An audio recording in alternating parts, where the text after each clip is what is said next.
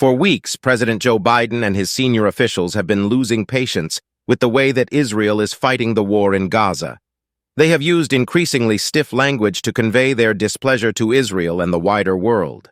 The decision to allow the latest ceasefire resolution through the Security Council shows that President Biden has decided that strong words are not enough. Removing diplomatic protection from Israel's conduct of the war is a significant step. It shows the depth of the rift that has opened between the White House and Israel's Prime Minister, Benjamin Netanyahu. Prime Minister Netanyahu responded with a broadside directed at Israel's most important ally. He condemned the U.S. decision not to use its veto, saying it had harmed the war effort and attempts to free the hostages taken by Hamas on the 7th of October last year.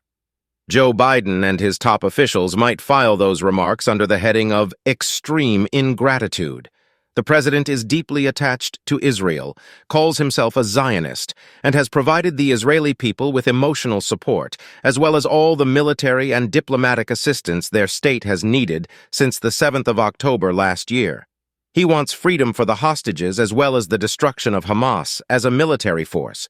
But Mr. Biden wants Israel to do that, as he put it, the right way.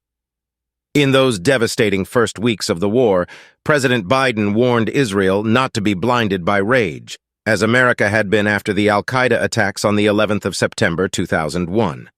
The U.S. president traveled to Israel, comforted families of victims of the Hamas attacks, and even embraced Mr. Netanyahu, with whom he has never had an easy relationship. President Biden and his Secretary of State, Antony Blinken, who's visited Israel 6 times since the 7th of October, have repeatedly told Israel to respect international humanitarian law, which includes an obligation to protect civilians. At the start of the war, as those first American warnings were being prepared, Prime Minister Netanyahu promised Israelis what he called a mighty vengeance. Since then, more than 30,000 Palestinians, mostly civilians, have been killed with weapons mostly provided by the U.S. With Gaza in ruins, famine looming for Palestinian civilians, and the prospect of many more deaths in an Israeli offensive on Rafah in southern Gaza, President Biden seems to have had enough of having his advice ignored. Israel claims that it always respects the laws of war and denies that it blocks humanitarian aid to the people of Gaza. But evidence has piled up that the Israelis are not telling the truth, with children dying of hunger a few miles from ample stores of food in Israel and Egypt. The Americans and the rest of the world can see the evidence presented by the UN and aid agencies that Gaza is on the brink of famine.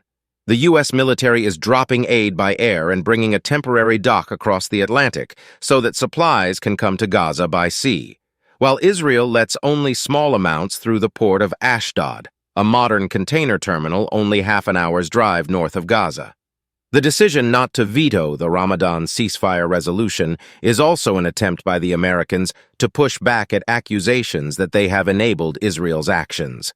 It comes after Prime Minister Netanyahu has rejected vehemently the Biden administration's plans to find a way through the worst Middle East crisis in decades. The Americans are trying to show that Israel's impunity from international pressure has limits. Security Council resolutions are normally considered to have the force of international law. Israel must decide now whether it will respect the resolution, which has been welcomed by Hamas as well as the Palestinian representative at the UN.